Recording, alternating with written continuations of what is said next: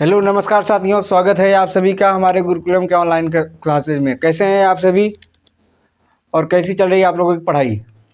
चलिए आज हम बात करने वाले हैं अपने अगले सेशन में संघवाद। हम इसके पहले पहला चैप्टर पॉलिटिकल साइंस का पढ़ कर आ चुके हैं। अब हम दूसरा देखने जा रहे हैं जो बहुत बढ़िया चैप्टर है, आपको पढ़ने में बहुत अच्छा लगेगा। उसके बाद इस चैप्टर से क्वेश्चन बहुत ज़्यादा बनते हैं। ठीक, तो इस चैप्टर को बहुत अच्छे से पढ़ना है आप लोगों को, ध्यान रखिएगा, यहाँ से क्वेश्चन बनते हैं। संघवाद,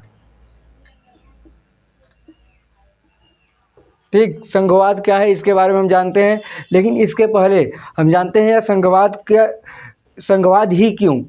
देखिए पहले देखते हैं सरकार। सरकार क्या होती है? सरकार एक ऐसी संस्था होती है जो किसी देश के कानून और नियम के अनुसार उस देश का संचालन करती है। ठीक, देश या क्षेत्र का चाहे जो बोल सकते हैं, यानी सरकार एक ऐसी संस्था होती है जो किसी देश या क्षेत्र या राज्य की कानून और नियमों के अनुसार संचालन करती है, नागरिकों की सुरक्षा का सम्मान करती है और उनके संरक्षण करती है। ठीक, वो क्या कहलाती है? सरकार। अब इसी सरकार को हम दो रूपों में बांटते हैं। एक होती है एकात्मक सरकार और दूसरा होता है संघीय सरकार। क्या होता है? संघीय सरकार। एकात्मक सरकार का मतलब क्या होता है? देखिए, जिसमें केवल सभी शक्तियां एक ही सरकार के हाथों में हो, जैसे केंद्र सरकार के हाथों मान लें। देखिए इसका मतलब जैसे हम पहले बात करते थे, राजा महाराजा हुआ करते थे, तो राजा के हाथों में पूरी शक्तियां हुआ करती थी। ठीक, वो बस मंत्रियों से सलाह लेते थे, लेकिन पूरी शक्तियां राजा के हाथों में हुआ करती थी। तो ऐसे ही यदि कोई देश है या फिर जहाँ पर केवल केंद्र के हाथों में शक्तियाँ हैं तो वह एकात्मक होता है। और जिसमें सरकार के अलग अलग स्तर होते हैं, जैसे केंद्र के बाद राज्य स्तर, स्थानीय सरकारों में ग्राम पंचायत, नगर पंचायत, ये सब आते हैं ना। तो ये सब कहलाते हैं संघीय सरकार। यानी इसमें क्या होता है? सभी शक्तियाँ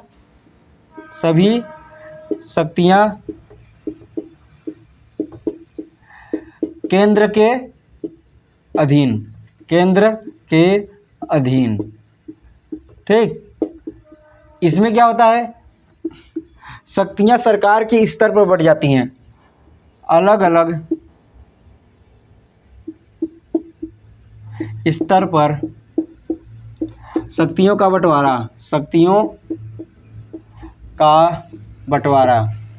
जैसे हमने लास्ट चैप्टर में पढ़ा था कि सरकार के अलग अलग स्तर पे, जैसे केंद्र सरकार, राज्य सरकार और उसके बाद स्थानीय सरकार। ठीक, और एक क्षैतिज वितरण हमने पढ़ा था जिसमें विधायिका, कार्यपालिका, न्यायपालिका थी। ठीक, तो वो भी क्या है? सरकार की शक्तियों का बंटवारा का रूप है। वो भी किस में आएंगी? संघीय सरकार में। इसमें देखिए सारी शक्तियां केंद्र के ही हाथों में होती है, यानी जो मुख्य शक्ति है उसी के हाथों में, यानी जो शक्तियां हैं वह मुख्य शासक के हाथों में होती हैं। इसमें इस शक्तियों का बंटवारा किया रहता है। यह जो होते हैं यह कभी कभार चलकर निरंकुश हो जाते हैं। निरंकुश का मतलब जब शक्तियां सारी इनके पास रहेंगी तो किसी और के पास कोई अधिकार रहेगा नहीं, तो यह चाहे मनमाने ढंग से अपना शासन चला सकते हैं। लेकिन इसमें संघीय सरकार में अलग अलग क्षेत्रों पर शक्तियां का बंटवारा होता है, तो इसके क्या होता है? कोई भी शासक निरंकुश नहीं होता है। इससे क्या होता है? उसके ऊपर वाली जो शासन व्यवस्था रहती है उसके पास जो शक्ति रहती है उसकी आधी शक्ति बटी होती है उसके नीचे वाले, फिर उसकी शक्ति उसके नीचे वाले। ठीक, आधी आधी शक्तियाँ सब में बढ़ जाती हैं। तो हम इसी सब को पढ़ेंगे और यही जो संघीय सरकार की अवधारणा है जिसमें अलग अलग शक्तियों का बंटवारा होता है, यही कहलाता है आपका संघवाद। ठीक है, तो सरकार समझ आ गया। सरकार क्या है? सरकार किसी देश की शासन व्यवस्था है जो उस नियम कानून के अनुसार, यानी वहाँ के नियम कानून या संविधान के अनुसार उस देश के नागरिकों को सुरक्षा प्रदान करती है और देश का संचालन करती है। ठीक, क्या करती है? देश का संचालन और नागरिकों की सुरक्षा देश, राष्ट्र, राज्य जो भी बोलें। ठीक, एकात्मक में सभी शक्तियां किसके अधीन होती हैं? केंद्र सरकार के अधीन। संघीय में शक्तियों का बंटवारा होता है अलग अलग स्तरों पर। ठीक, कितना समझ आ गया? अब हम बढ़ते हैं इसके आगे। चलिए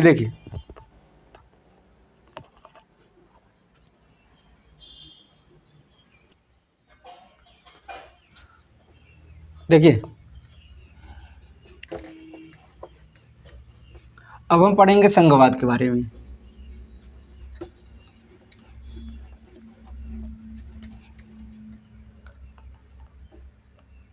संघवाद क्या होता है?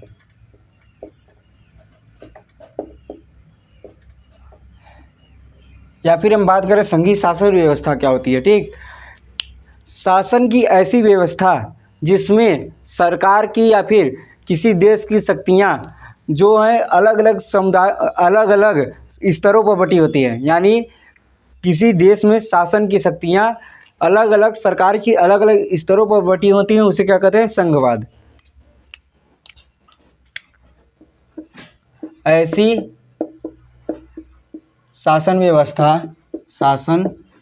व्यवस्था जिसमें केंद्र की शक्तियां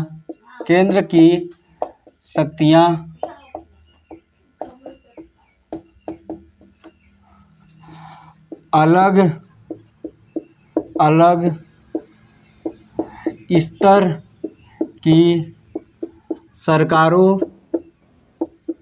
में बटी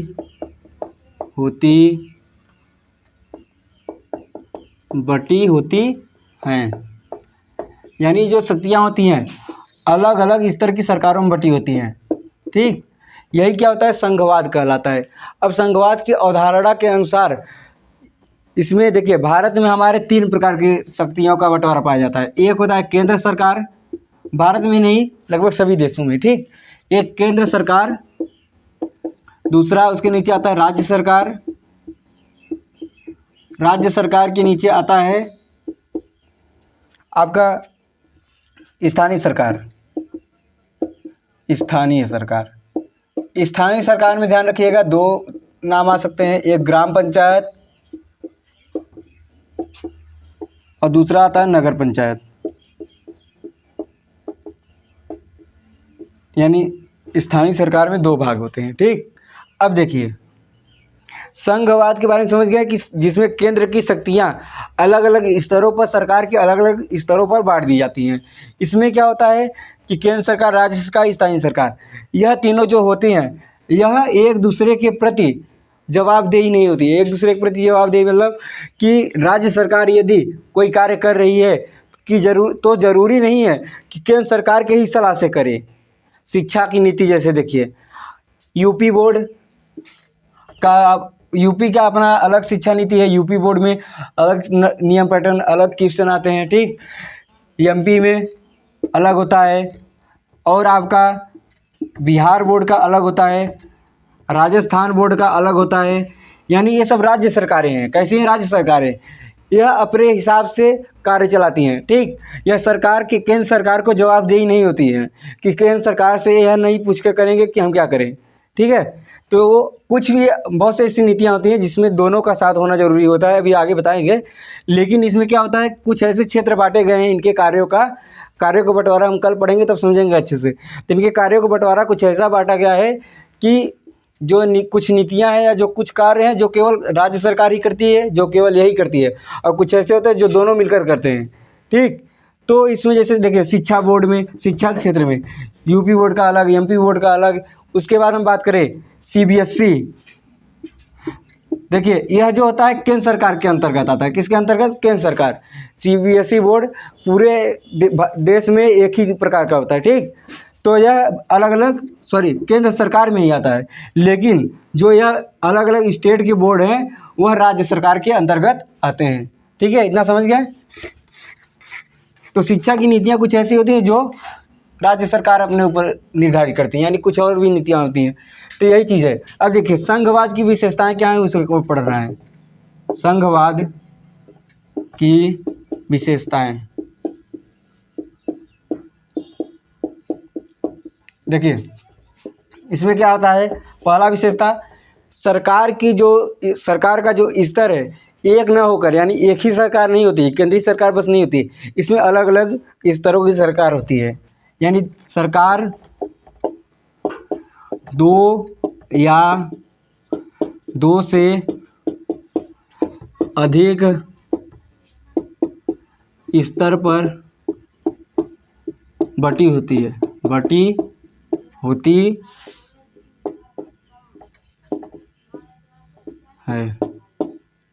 ठीक, दूसरा नंबर देखिए, जो सरकारें हैं यानी राज्य सरकार, केंद्र सरकार, स्थानीय सरकार, ये एक दूसरे के प्रति जवाबदेह नहीं होती हैं। ठीक, यह सरकारें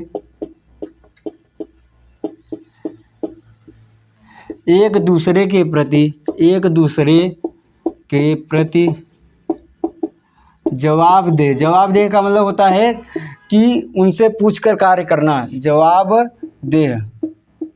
जवाबदेही नहीं होती हैं। यह सब इसकी विशेषताएं हैं संघवाद की। ठीक है, तीसरा क्या है कि जो यह सरकारें हैं, केंद्र सरकार, राज्य सरकार, स्थानीय सरकार, यह एक ही जनता समूह पर शासन करते हैं। जैसे देखिए, भारत की जनता है, भारत की जनता, इस पर क्या होता है, इस पर देखिए कुछ स्थानीय क्षेत्रों में जहाँ जिस गांव में लोग रहते हैं वहाँ की स्थानीय सरकार भी शासन करती है, जिस राज्य में रहते हैं यहाँ की राज्य सरकार भी शासन करती है, उसके बाद जिस देश में रहते हैं उस केंद्र सरकार भी वहाँ पर शासन करती है। ठीक, यानी हम लोग के ऊपर, हम किसी गांव में रहते हैं, हमारे गांव के नियम भी हमारे ऊपर लागू होंगे। ठीक, उसके बाद राज्य सरकार, हम राज्य में ही रहते हैं तो राज्य सरकार द्वारा बनाए गए नियम भी हमारे ऊपर लागू होंगे। केंद्र सरकार हमारे केंद्र सरकार द्वारा बनाए गए नियम भी हम पर लागू होंगे। यानी यह जो होती हैं एक ही जनता समूह पर शासन करती हैं। ये सभी सरकारें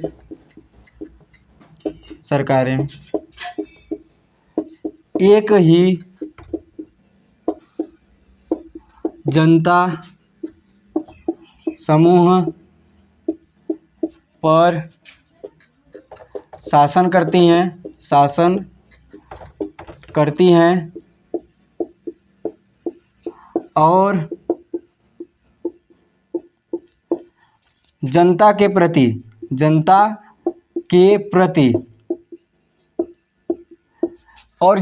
प्रति ही उत्तरदायी होती हैं, उत्तरदायी या जवाबदेही होती हैं,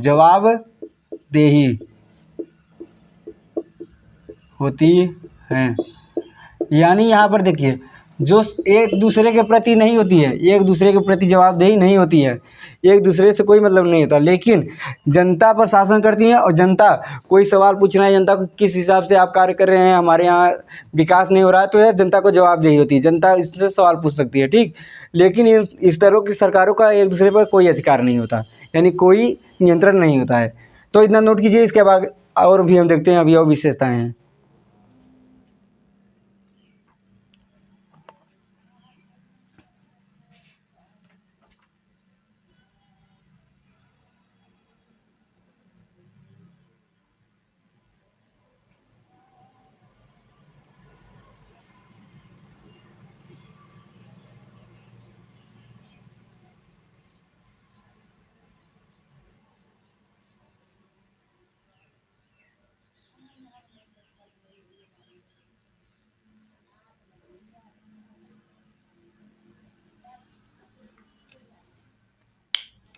हो गया?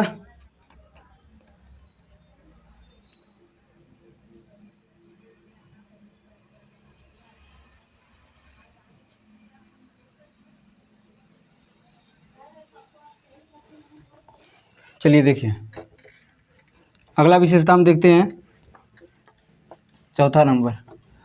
एक और बात ध्यान दीजिएगा कि जो आपका स्थानीय सरकार है यह संविधान में नहीं वर्णित था, यानी संविधान के अनुसार इसे नहीं बनाया गया है। संविधान में दो ही स्तर की सरकारें दी गई हैं। ठीक, कौन कौन सी? केंद्र सरकार और राज्य सरकार। स्थानीय सरकार केवल ग्रामवासियों की सुविधा के लिए बना दिया गया है। ठीक, तो देखिए, इसलिए हम ज़्यादातर बात करेंगे जो, तो वह केंद्र और राज्य सरकार की ही बात करेंगे, स्थानीय सरकार की बात नहीं करेंगे। ध्यान रखिएगा, यह किस में वर्णित है? संविधान में वर्णन। लेकिन यह जो स्थानीय सरकार है और जिसके अंदर ग्राम पंचायत और नगर पंचायत आते हैं, यह संविधान में नहीं है, संविधान में नहीं। ठीक, लेकिन ग्रामवासियों यानी स्थानीय क्षेत्रों की स्थानीय सुविधा के लिए बनाया गया है, सुविधा जैसे किसी गांव के लोगों को कोई समस्या है तो वह सीधे सीएम के पास तो जा नहीं सकते, राज्य सरकार के पास जा नहीं सकते, इसलिए उनकी सुविधा के लिए स्थानीय सरकार बनाया गया है। ठीक है, तो देखिए चौथा नंबर इसमें क्या होगा कि केंद्र सरकार और राज्य सरकार यह दोनों जो होती हैं, आपका किसी संविधान में यदि परिवर्तन करना हो, यानी कोई संविधान का कोई भी मौलिक जो अधिकार दिया गया है उसमें परिवर्तन करना हो, तो इनमें से कोई एक सरकार अकेले नहीं कर सकती। यानी केंद्र सरकार यह अकेले नहीं तय कर सकती कि उस प्रावधानों में हमें चेंज करना है, उसमें इन दोनों सरकारों की सहमति होगी। किसकी? केंद्र सरकार और राज्य सरकार की। स्थानीय सरकार की क्यों नहीं? क्योंकि मैंने बताया यह संविधान में नहीं है, इसे स्थानीय सुविधा के लिए बस बनाया गया है। ठीक, तो हम ज़्यादातर बात किसकी करेंगे? केंद्र और राज्य की। तो संविधान के किसी मौलिक अधिकार में परिवर्तन, मौलिक ही नहीं, एक तरह से पूरे संविधान की बात करते हैं, तो कहीं भी किसी प्रकार का परिवर्तन करना होगा तो केवल एक स्तर की सरकार नहीं कर सकती, सरकार अकेले नहीं कर सकती, नहीं कर सकती। इसके लिए दोनों स्तरों, कौन से दोनों स्तरों? दोनों स्तरों, केंद्र सरकार और राज्य सरकार, स्थानीय सरकार नहीं, बता दिए हैं। ठीक, केंद्र सरकार और राज्य सरकार। स्थानीय सरकार इसलिए नहीं क्योंकि वह संविधान में वर्णित नहीं है। तो दोनों स्तरों, केंद्र सरकार और राज्य सरकार की सहमति, दोनों स्तरों की सहमति होनी आवश्यक है। अब देखिए अगला, जो हमारा न्यायालय है वहाँ पर बात करते हैं, तो इनका जो भी इनके कार्य हैं, इनके प्रावधान हैं, इनके कार्यों का जो बंटवारा किया गया है उसे वह डिस्कस कर सकता है, यानी देख सकता है कि कौन सही तरीके से कार्य कर रहा है, कौन नहीं।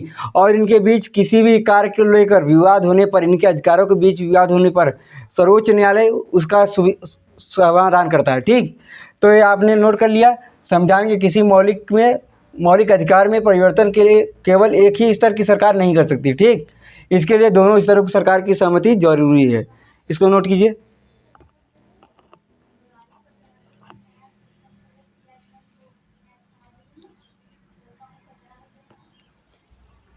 ठीक है, देखिए पांचवा नंबर देखते हैं।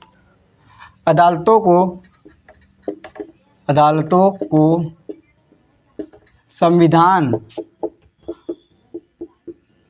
और विभिन्न स्तर का मतलब क्या है?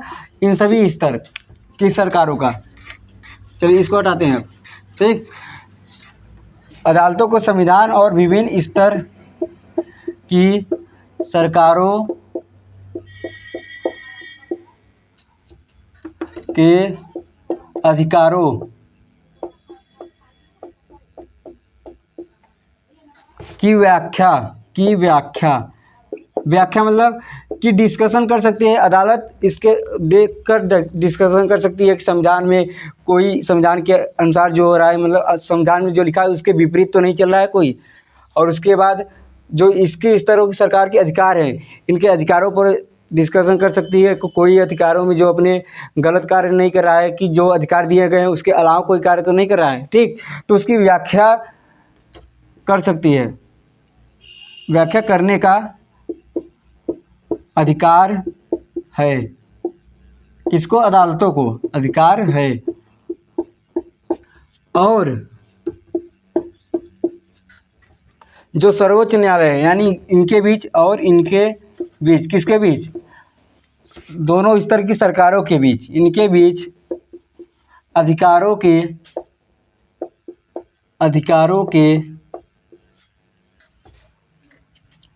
विवाद की स्थिति में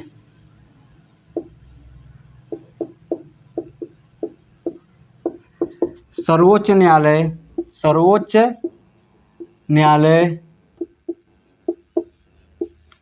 समाधान कराता है।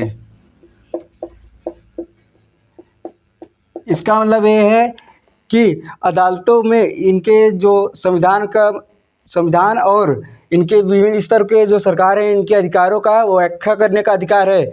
और उसके बाद इनके बीच अधिकारों का यदि विवाद होता है, यदि केंद्र और राज्य स्तर की सरकारों के बीच विवाद होता है कि यह मेरा अधिकार है, वह कहती है यह मेरा अधिकार है, तो इस विवाद की स्थिति में जो सर्वोच्च न्यायालय है वह इसका क्या करता है, समाधान करता है।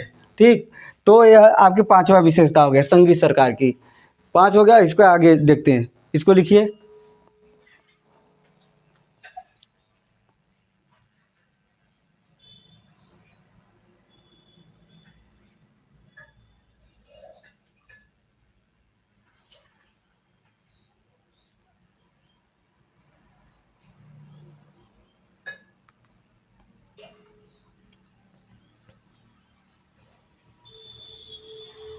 देखिएगा 6वां नंबर, आपने देखा था कि यह एक ही नागरिक यानी जनता के एक ही समुदाय पर यह शासन करती हैं, लेकिन इनके द्वारा जो कर वसूलना होता है यह अलग अलग तरीके से कर वसूल सकती हैं। ठीक, एक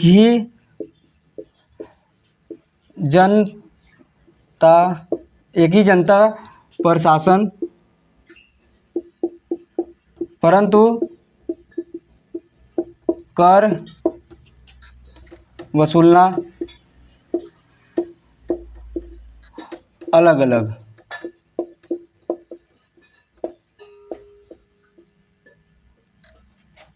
तरीके से।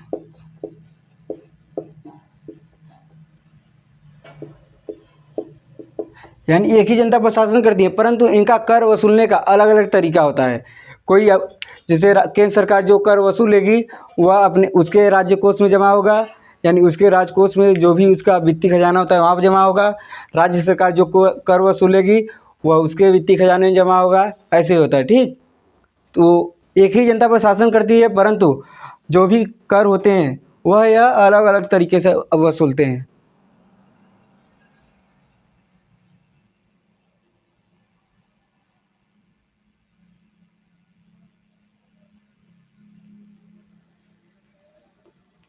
हो गया।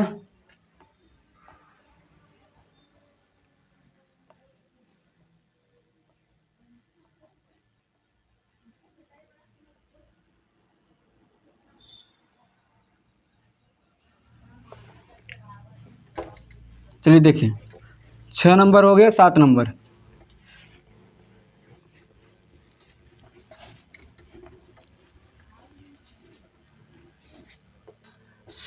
क्या है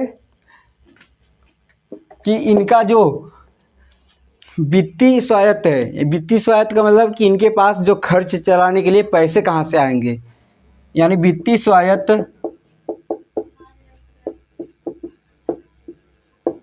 के लिए अलग अलग क्षेत्र निर्धारित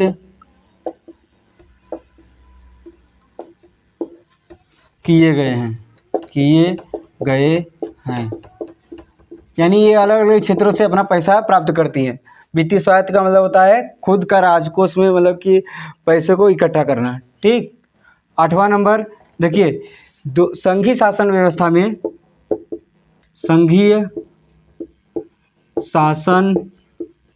व्यवस्था में सरकार के 2 उद्देश्य होते हैं। सरकार के 2 उद्देश्य, दोहरा उद्देश्य होता है, दोहरा उद्देश्य होता है। पहला क्या होता है कि उस वहाँ की एकता को सुरक्षा देना, एकता को सुरक्षा व बढ़ावा देना। दूसरा उद्देश्य क्या होता है विविधतापूर्ण यानी जितनी भी विविधता है सबको सम्मान देना। अलग संस्कृतियाँ हो सकती हैं, उनका अलग रहन सहन हो सकता है, ठीक, तो उसे सम्मान देना, विविधता को सम्मान देना, को सम्मान देना। यानी दोनों स्तर की सरकार जो है, केंद्र स्तर, राज्य स्तर, ये सरकारें क्या करती हैं, एकता को हमेशा बढ़ावा देती हैं और विविधता का सम्मान करती हैं, उनको देखकर ही कानून बनाती हैं, ठीक, किसी की एकता को नुकसान न पहुंचे, उसके बाद वहाँ की विविधता को नुकसान न पहुंचे, इसको देखकर कानून बनाती हैं, उसी प्रकार से शासन चलाती हैं। तो इसको नोट कर लीजिए। इसके बाद आपका संघीय शासन की विशेषताएं खत्म होती है। इसके आगे हम देखते हैं अगला टॉपिक, ठीक है।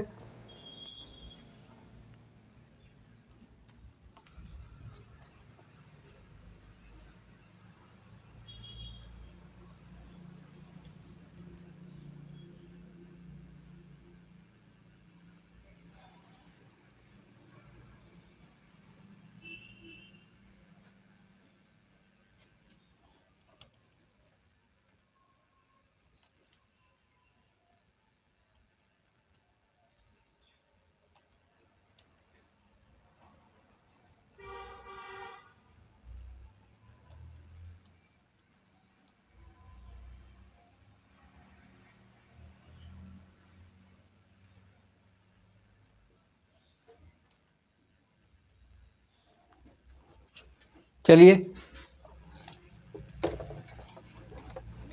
देखिए, हमने अभी पढ़ा कि एकात्मक और संघीय सरकार होती है, ठीक। तो एक बात ध्यान रखिएगा, जो एकात्मक और संघीय सरकार होती है, एकात्मक सरकार, संघीय सरकार, देखिए इसके कुछ उदाहरण ध्यान रखिएगा। एकात्मक सरकार जैसे फ्रांस में कैसी सरकार है, एकात्मक है। और श्रीलंका में, श्रीलंका यहाँ पर कैसी एकात्मक सरकार है। दुनिया के ध्यान रखिएगा, केवल 25 ऐसे देश हैं जहाँ संघीय सरकार है। कितने देश है, 25 ऐसे देश। इसमें कुछ एग्जाम्पल याद रखिएगा, ज़्यादा नहीं, जैसे भारत, उसके बाद ब्रिटेन, अमेरिका,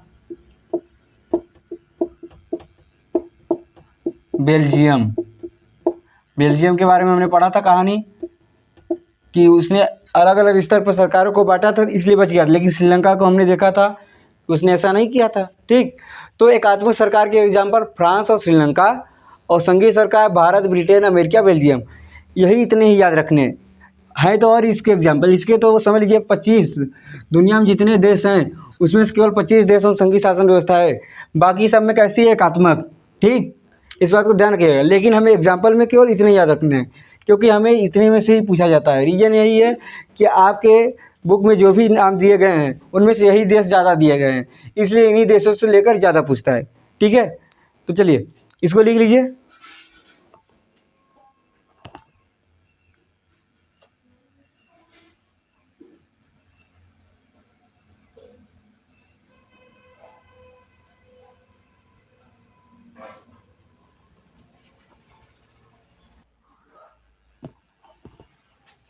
तो चलिए देखिए, इतना समझ गए आप लोग कि फ्रांस और श्रीलंका में एकात्मक सरकार है और भारत, ब्रिटेन, अमेरिका, बेल्जियम में संघीय सरकार है, ठीक। दुनिया के लगभग 25 ऐसे देश हैं जहाँ पर संघीय सरकार व्यवस्था है। अब देखिए भारत की बात करते हैं तो भारत में हमें 3 रूप देखने को मिलते हैं, केंद्र सरकार, राज्य सरकार और स्थानीय सरकार। तो देखिए पहले कि भारतीय संविधान के अनुसार क्या लिखेंगे हम, भारतीय संविधान के अनुसार, संविधान के अनुसार 2 स्तर की सरकारें हैं। कौन कौन सी, पहला केंद्र सरकार, दूसरा राज्य सरकार, राज्य सरकार। अब देखिए केंद्र सरकार और राज्य सरकार, परंतु स्थानीय समुदायों या फिर स्थानीय क्षेत्रों की स्थानीय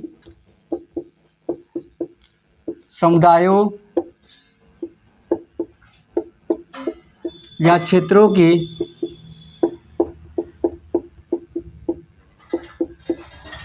पहुंच को देखते हुए, पहुंच मतलब कि वह तो सीधा प्रधानमंत्री के पास पहुंच नहीं सकते, ठीक, संसद में सीधा पहुंच नहीं सकते, तो उस पहुंच को देखते हुए क्या किया गया, तीसरे स्तर की सरकार बनाई गई। पहुंच को